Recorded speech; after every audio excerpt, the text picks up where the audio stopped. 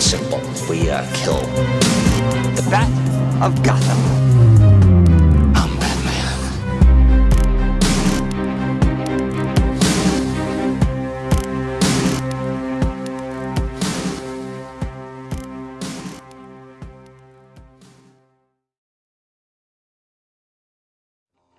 Hey now, welcome to episode number 68 of the Batman on Film vlog. It's been a little while since I've done a vlog. I am the founder of Batman on Film, and I go by Bill. And who are you, sir? Oh, I'm Peter. I go by Peter. Okay, Peter. I'm Bill. Glad to meet you. It's Pete Verra with me. And we're here to talk a little bit of breaking news that took place. Well, I guess sometime late yesterday evening or end of the night. But anyway, Warner Brothers is making a. Oh, Pete, how are you doing anyway? I didn't even ask you how you doing. I'm good. I'm good. Okay. I'm still COVID free, so that's the way to be. Good, very good. I am too. So anyway, back to that. Warner Brothers is reshuffling their theatrical release schedule quite significantly, it seems. And one of the films that will be moved is The Batman. And it's moving from October 1st of 2021 to March 4th, 2022. And color me not surprised, Pete, because actually, if you follow Batman on Film, I wrote an op-ed a few weeks ago saying, would it be just kind of be the smart thing to do right now? It's just move the Batman to 2022. Mm-hmm. And it's not because I didn't think that they were going to not finish filming. I think they will. It's because I don't know how theaters, cinemas, whatever you want to call them, are going to be next year. Yeah. Yeah. And there's got to be this domino effect of films that are going to get pushed, that are completed, are going to get pushed. So why not give you the biggest cushion or buffer you could possibly have? So anyway, they moved it. Now, my suggestion was to move the Flash out of it was June 3rd, I believe, of next year, and put the Batman in there because the Flash hasn't even started filming yet. But I'm gonna let you get to this. The Flash did move, but they went with a March release date for the Batman, and we'll discuss what we think about that in just a second. So what were the other dominoes that fell? So Pete? Flash moves to November 4th of 2022. Shazam goes to 6/2/23, and Black Adam goes to 12/22/21. So everything kind of shuffled around over there. And to be honest, the only thing that I'm kind of concerned about is, and I know everyone brings this up, is the age of the kids in Shazam. That movie gets pushed back. Those kids. The one kid who is in it, he's already got a mustache that's about as thick as mine. So I don't know how much longer he's going to be, in junior high school or whatever it was. That was one of the things that concerned me, that Billy Batson wasn't portrayed younger in the originals, because the kid that played him, what was his name, Pete? Asher Angel. Asher Angel, yes. Yeah. That dude's like, if he's not 18, he's almost there by now, Yeah, but Hollywood does that. They always cast older people in younger roles. Yeah. How many 30-year-olds have you seen in like a teen movie? As long as they're all within the same age range and they're all clean shaven, I imagine that the tricks of the camera and the tricks of the trade will fool us. Yeah. And it's fine. It's just funny because they're not getting any younger. That's what I'm saying. They're not. You're going to have Zachary Levi play both Billy Batson and Captain Marvel or Shazam, whatever in the hell he's called now, in the same film, because Billy Batson actor Asher Angel is going to be too damn old for it. He's almost an old man. Man, just make him into one character. Like in Kingdom Come. Remember, there's no more Billy Batson. He was just Captain Marvel. So anyway, so what do you think about the new release date for the Batman? It's fine for me. First of all, I don't expect this to be the final date. I think this will get moved again. And I think they know it'll get moved again because I think that these dates are just for them to just be like, hey, remember, we got this coming out. Don't forget about us. This is still happening. We're still planning on this movie slate. We're still making these things. So I don't think these are the final dates. I think a lot of people were questioning why it wasn't moved to June or July or something like that. Mm-hmm. Batman traditionally outside of BVS and Justice League has been summer tentpole. March is fine. It's a little weird, but like you said, the domino effect of just not knowing when theaters are going to be open and what that'll entail. Because I know in New Jersey, theaters did open, but then the parent company of Regal shut down all theaters, Yes. Regal theaters across the states. Yeah, I was going to bring that includes up. my theater. Yeah. Yeah. So, and that was because of the Bond movie. Bond movie got pushed back, and that Yep. pushed. Yep. And I believe AMC says as of right now they're going to stand pat. Their theaters that are open will stay open for now, but who knows what's going to happen? Because I mean, nobody came out to see Tenet. I believe Mulan isn't doing well, so I don't think anybody really knows what to do. I don't think theaters are the answer. I don't think video on demand is the answer. But at some point, these movies have to come out. Like I want to see Wonder Woman. I know that movie's in the can, and we've been waiting for that. But it's a weird time, like everything else right now. It's very awkward. It's very strange. I don't think anyone has any idea what they're doing. Yeah, I'm going to get to Wonder Woman in just a second, but I'm actually happy. I like this March date a little bit better than the October one because it's just a little closer to a summer release. And hey, when it's all said and done, it may end up being a summer 2022 release. But and I was going to ask you, because I think March has been pretty good to movies here in the last few years, relatively speaking, right? There have been some good movies perform well in March. I think movies have been performing well since Star Wars started taking over December. I think the whole old idea of, the big blockbuster tentpole comes out in the summertime is kind of passed us on. I don't think that's around anymore because I just think studios are looking to fill in slots and take advantage of when movies aren't. Deadpool was a February release, right? February. And Star Wars pretty much just claimed for the last couple of years December as their month for their movie. So it's kind of like the new wave, the new guard. We'll see. But if a movie's good enough and people are raving about it and critics are raving about it, people are going to go see it. For sure. And I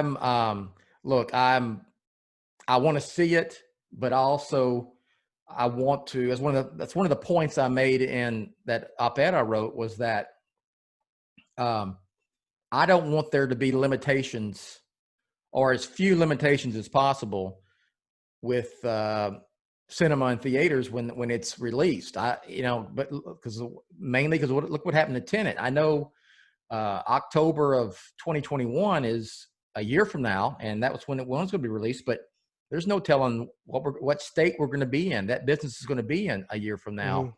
I did a little research for that article, for that op-ed, and they say even if we have a vaccine for COVID-19, it may not start being given out until, I don't know, sometime in the first quarter of next year, maybe toward the summer, and then it's going to take a long time to get everyone in this whole damn country and planet inoculated to where we can get back to some sort of regular routine. And I think right now, March 4th, 2022 gives it a little bit better odds than October of 2021, but who knows, you know what I mean?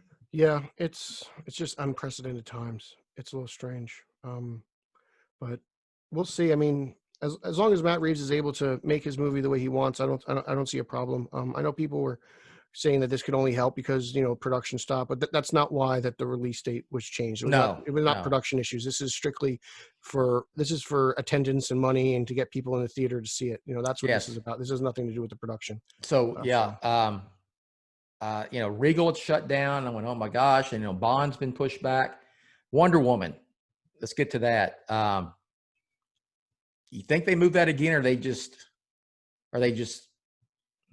put it out? I have no idea because Warner Brothers seems so stubborn in releasing movies on video on demand. And like I said earlier, Mulan hasn't seemed to light the world on fire on video on demand. I don't know if the price tag was too high or not for sitting at your home. I don't know if $30 for a movie is too much. I believe that's how much it was $30. But someone's got to figure out something and what they got to do, and they kind of got to stick with a game plan. This is probably going to be what life will be like for at least a year more, right? Yeah, for at least a year. At least, to me, through the end of next year, at least, right? Minimum. That's just my opinion. And with Regal shutting down, and they may not even open. Like when you close a business, it's very hard to reopen. And also, like the backlog of movies is going to be very interesting because, you know, they've held back a lot of these films that were supposed to come out late 2020 and 2021. So are like, how many movies are just going to be competing? Maybe people don't make money just because everyone's only going to see so many movies so many times. I don't know, but there's going to be a lot of people competing for dollars. I had heard, and let me get your take on this. I had heard scuttlebutt that they may just hold steady, hold firm with Wonder Woman 84, release it, put it on video demand a week or two later, and then put it out on home video like early next year, like bam, bam, bam. Mhm. And it kind of sucks. I mean, I'm going to see it. So it will be like I'll miss it, but it's not going to do nearly as well as it would have done under quote unquote normal circumstances, right? Well, yeah, I mean, like in order to go see a movie, every individual buys a ticket. Now you're essentially selling a movie to a household. So, you know, let's say there's an average of 4 people in a household. You're losing out on 3 tickets. So you're losing money. But Yeah. I'm more concerned about the theatrical experience. That's what I'll miss the most. I mean, if I have to see it on video on demand, I'll see it on video on demand. Yeah. They just need to make a decision how they're going to do it. I know do. me personally, I'm still not in the frame of mind where I want to go and sit in a restaurant and eat. I'll eat outdoors and I'll do stuff like that, but I'm still not I'm still not comfortable. Yeah. You know, because like I know I'm taking care of myself and I know I'm doing what's necessary. It's kind of like driving. You know, like I wear my seatbelt, but I trust my driving. I don't trust the guy next to me in the other lane. So Correct. you know, it's a little weird, but whatever the decision is, I'd like them to make it. Hopefully, it's video on demand, so I can watch. You know, I saw some folks today on Twitter, and you know, people were asking me a lot of stuff, and why don't they just push it to this or this and that, and why don't keep it there, move Dune? I'm like, well, Dune's finished and it's sitting there ready to go. I mean, the Batman's still filming, and it's Batman. They want the best date possible. So, man, I don't know. I don't want to have to see. I don't want to see that on video demand. And that was one of the things that they brought up. Well, just put it on HBO Max. Just make it video demand. No, this is a Batman movie, you know. Well, I'm going to be. And then maybe I'm being selfish about it. Yeah, I want to see the Batman with you and Rick. I don't want to have no virtual watch party where we all buy it on, we'll have a Zoom meeting. And have a Zoom meeting. I don't want. No, hell no, no. We want to have fun with this, you know. Yeah, and so, I want to have some tacos and go to what was that cold beer company that Rick loves so much? Yeah. I want to have a good time down in the great state of Texas. Yes. So, and we are going to do the still planning. We're going to do it. No matter what, that thing goes in the theater, we're going to do it. And if things are safe enough for folks to travel and whatnot, but we're going to do it on the 6th. The 5th of June, which will be a Saturday, the day after the premiere of the Batman of March the 5th. 2022 in Frisco, Texas. That's a suburb of Dallas, north of Dallas. It'll just add to the March Madness. Hopefully, college basketball. True. We didn't have much of that. True. So that's where we stand now. What do you think? I mean, so we talked about, and then Bond. When's Bond coming out now? I'm not sure actually. I haven't been following. I've been so busy just keeping up with DC movies that Bond's kind of been on my back radar. But I know that it has been pushed back. I don't know the date though. I can look it up. I'll give it a Google. Okay. Well, that's where we stand right now. The Batman comes out March the 4th of 2022. Wonder Woman's holding firm right now. We'll see what happens. I mean, it's October for Christ's sake. So we'll see what happens with it here, and whether it stands or not, or what they do with it. One other topic, just real brief, we'll bring up, because we're going to keep everybody here. I'm not going to keep Pete here. Not going to keep me here, but comic books. And I touched on this in my review of Batman 100. I'm worried a little bit about the state of comic books. That makes 2 of us. Yeah. So I guess my question is, and I wrote this in my review, I don't know if you get a chance to read it yet, is that the latest story arc was the Joker War, and it lasted 6-7 issues. I believe it's 6. And it was like, there was some really good stuff in there, and then at the end, it was kind of just it faded. And it's just like, okay, the status quo is a little different, but it's really not, and it's going to go back and this and that. Where do you stand? I mean, what if they said, we're going to go back old school? We're going to have issues that are beginning, middle, end, one story, one comic book, maybe a more kind of like an anthology of sorts with Batman and Detective, where each issue may be a different writer, maybe a different artist, a different story. Their continuity is loose. There's not all of this as much as these story arcs, that it's like a conduit to allow these writers and artists to slowly do a trade paperback, and we read it monthly, but it's going to come out as a collected edition as soon as as soon as it's done.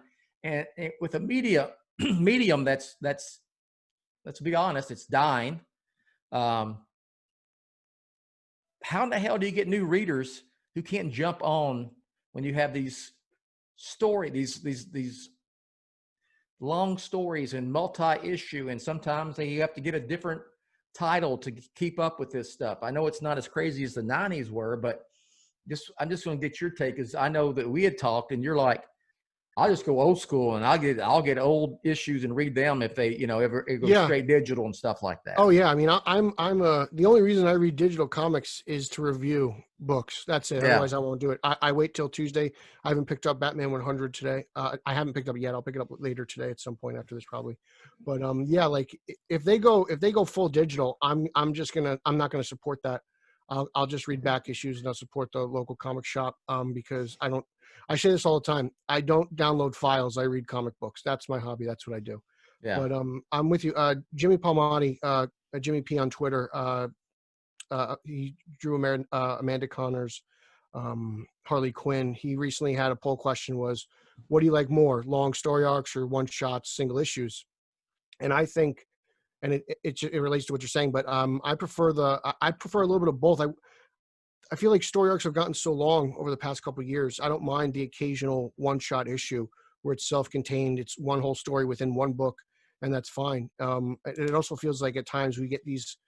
I felt like earlier in the early years, maybe like around sometime after Crisis on Infinite Earths, we started to get like a mega summer event every summer. So that's the event, all the tie-in issues, and they try to do this big money grab. And it's the past couple for DC haven't really worked out. I feel like the last one, Convergence comes to mind, which was not well executed and not well written, and it was so many books, so many tie-ins. I think they got to do that every couple of years. It was better when they just did it to kind of clean things out and do some spring cleaning. But I'm against the digital stuff. I got a feeling I don't really trust AT&T right now. I want to see what they're up to. They're kind of they're the CEOs and everything. They don't understand. I think they don't really care too much about DC Comics as much as they care about DC Comics properties. So I'm a little concerned about that. And you could see kind of like HBO Max and like the Snyder Cut was kind of like the first thing where it's like, they want that money and they want that extra money. So they're going to try to get that niche audience. But I'm a little concerned where this is going, especially, like I hear rumors and things, and other people tell me like it's crazy. Like DC Comics will never stop publishing comic books. Jim Lee said so. Well, I was like, well, how many times has somebody in charge of a company lied to us? We're just consumers. They're not going to tell us the truth. They're just going to tell us what we want to hear until they want us to know what's actually going on. So don't believe everything. You got to be careful, and don't necessarily trust anybody. I guess when did you cut your teeth on comics? You came about in the 90s. 90s. Like around the beginning of the Robin stuff, when Robin started getting his solo title. That was really that book was early kind of 90s towards me. Yeah, early 90s. That's when I started getting like allowance. The Tim Drake. Yeah, Tim Drake's solo Robin. I got a couple issue number ones of that, to be honest with you. It's so you grew up used to the big event stuff, right? Yeah. Nightfall, Death of Superman, No Man's Land, and all that. Okay. Heart, yeah. So to show you the difference, as I brought up in the review, is that I remember I would go to the convenience store, down the block, and they used to have the little spiral racks that Yes, twirled yes. around of comics. And, you know, that's where I picked up Batman 251 and when I was 7 in 1973 and read. And, you know, the comics I bought then were all, you know, you get it and it was beginning to end, you know, there's your story, and boom, you go to, you know, the next month it would be something different. And of course, as the 70s went along, there was a little bit more continuation of it. Makes me think of like Detective, the comics run with the Laughing Fish. Who was Was it Denny O'Neil? Did he write that? no, not Denny O'Neil, not Neil O'Neil and Adams. Steve Eaglehart and Marshall Rogers. You know, the Laughing Fish, that whole run, Silver St. Cloud, and that was kind of a. I'm dying to get her in a movie. it's collected in a trade paperback as kind of like a graphic novel. What do they call that? Anyway, someone's going to kill me online. I can't think. I'm gonna brain fart myself. I'm looking at my bookshelf right now, trying to see if I have it. Strange Apparitions. Okay. Strange Apparitions. Batman in a 70s book. Yes. So that's collected in Strange Apparitions. So there's a little bit of that, but just for me, when the Nightfall and all that stuff, I kind of got away from the comics then because I preferred the one-offs, and you know, got back and you know, I read them, we review them and all that, and I enjoy that to a certain extent, but sometimes it's just too much. Like it's like what was it called? Remember when the Batcat? Remember that whole thing a couple years ago when they had all the wedding tie-in issues and they were absolutely horrible. And I spent like I spent like $12 on all those books. But again, it's only $12, but it's like to me that's $12 on nothing. Like they're not good. None of them were worth the money. Like so, tie-in issues always let down, in my opinion. Very rarely. Do you get a tie-in issue that is, high quality? It's always kind of just like, let's squeeze this in there to get a money grab. Or like, in the 90s, they were really big on like, I just finished reading a whole run of Steel from the 90s. And, there are about 4 issues of that run where I don't know the whole story because I have to go about and get like Adventures of Superman 365. Yeah, exactly. Stuff like that. That's when I kind of went, what? Because there was like, even with Nightfall and, Night's End and the whole, the whole saga, you also had to get every freaking Batman family book tied into it. It would spill over into other ones. And it was a different time. There was no digital comics then and stuff like that. But to be brutally honest, you didn't have to do it. They just made it seem like you needed to. Yes. And so what I would hope is they don't stop the print comics. I think maybe DC needs to cut back on their titles. We know they'll hang their hat on Batman. Batman Detective won't go away. But some of the others maybe won't stay around. Yeah, like stories they've already started to cut back, but Batman and the Outsiders, that's as much as I've enjoyed that title, that's probably one they can cut. I'm sad that Batgirl's going away. Supergirl ended during the pandemic. They released the last 2 issues of that run digitally. They didn't even print them. So that was kind of like, that was a warning sign for me to begin with. But Batman, Superman, Action Comics, Detective, I think the Flash will stay. I will probably be stuck with one Green Lantern book. Sometimes he gets 2 or 3, depending on the Lantern. Flash usually is notorious for having 1 book. Wonder Woman will probably still be published as 1 book. I believe she usually gets 1 title. But how many Superman books are there now? There's Action and Superman. There's Superman. And still have. I don't know. I don't. 2. I think there's just the 2. And then there's certain other titles. Like I know Super Sons, people enjoyed that, but that's probably something that, maybe gets a limited release instead of, an ongoing title. Let's hope maybe someone will come in and go to AT&T and say, hey, why don't we just buy DC Comics from you? And you retain all the rights to these characters when it comes to film, video games, TV, what have you, merchandise. But we'll take DC Comics and we'll publish separately. That would be great. I don't know who has that kind of money. True. I mean, but if AT&T wants to get rid of it, why not? There's also rumors that they want to sell like WB Games or something like that. Don't quote me on the exact term of whatever that branch is called, but that's possibly been up for sale. So I don't know what AT&T's do. I guess you buy things that sell them off. I'm not really sure. Yeah. It's interesting. I don't know what they're really doing over there though. But like I said earlier, I don't trust them. Yeah. If they don't care about the comic books and they want to phase it out, and if someone wants to buy it, but they retain all the rights to everything else, like the Batman films, Batman merchandise, Batman games, Batman filmer, someone's still publishing the comics. I mean, you're going to get rid of it. Why not let somebody buy it from you? I mean, it's supposed to get rid of it. I mean, I'm just throwing that out there. So anyway, I mean, for me, like I don't see. I know you said earlier that the medium is dying, but like when I walk into my local comic shop, I still see, every Tuesday it's crowded. I go in there on like a Wednesday, there's people in there. So like I never see the comic shop empty. So I mean, at least in my area, people are reading. Yeah. I know digital comics may be a thing for someone who lives in like the middle of nowhere in like Montana, and there is no comic shop. People like there who just don't have access to it, where things are miles and miles away. Yeah. Like I get why it's needed for those, and like.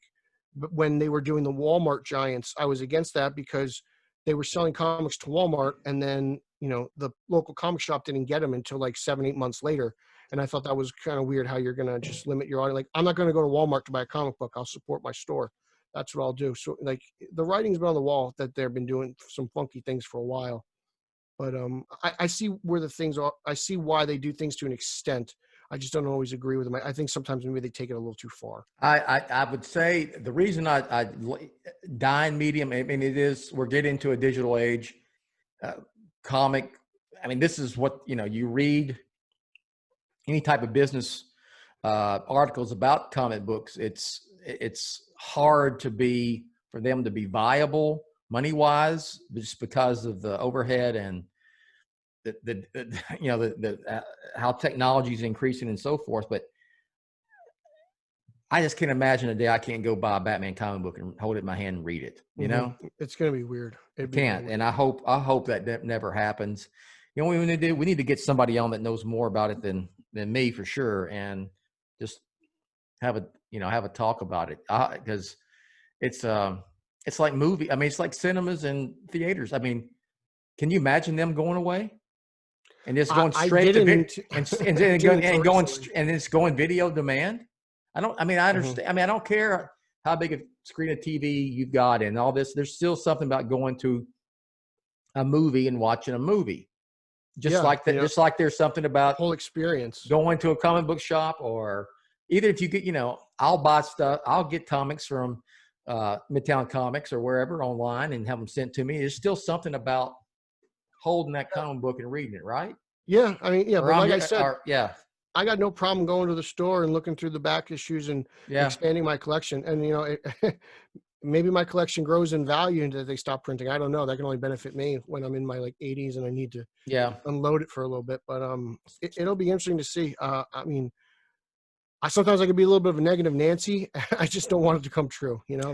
Okay. Speaking of collections, anything new you've added to your Batman non-comic book collection? Does that make sense? Batman non-comic book collection. So non-comic books, but what do I got around here? Anything new? Any new pops? Anything? Any new? I do have some. If you could see over my shoulder, this shoulder, I got Mr. Freeze and Two-Face. I got Poison Ivy on top. You can't see because the mic's in the way. But those are you got them in the box, huh? I haven't taken them out yet. Okay. I gotta find a spot. I take them out of the box, but I gotta find a spot. Y'all give me all kind of shit for not taking my action figures out of the box. Oh, they're coming out. They just need. But I do take my pops out. I will say I've got I've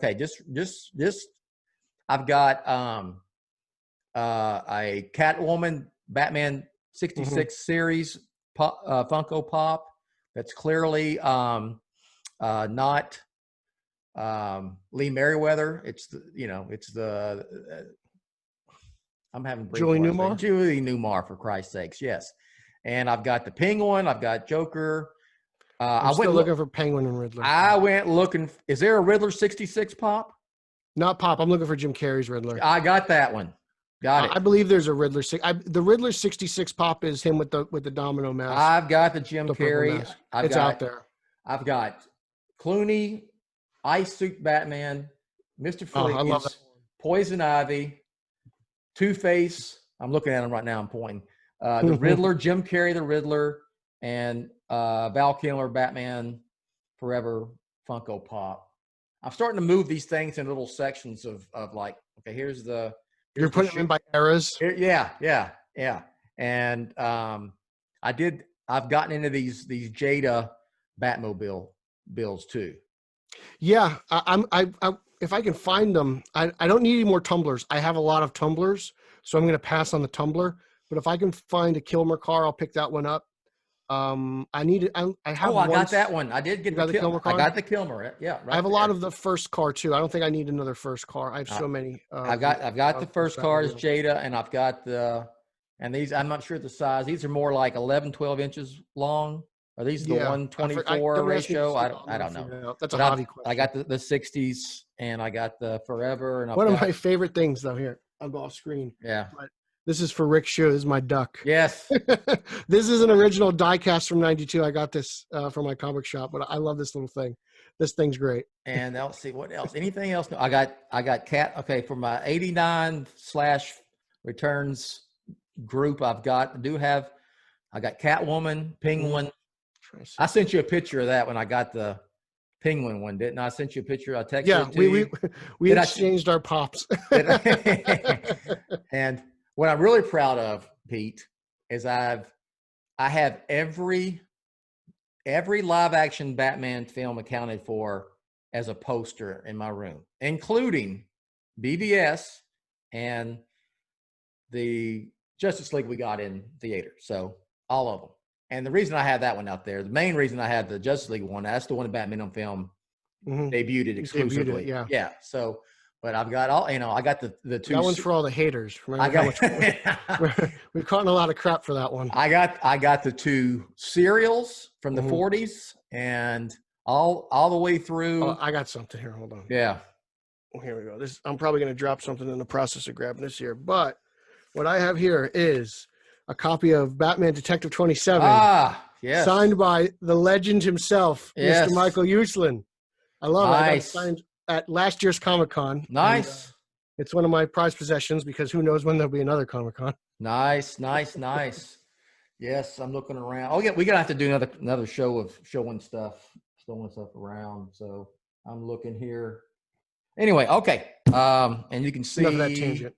You can see over this shoulder, I do have the Batman logo frame, and over here I have the Jim Lee, Jim Lee one too. So, yeah. And you found all these on Etsy, correct?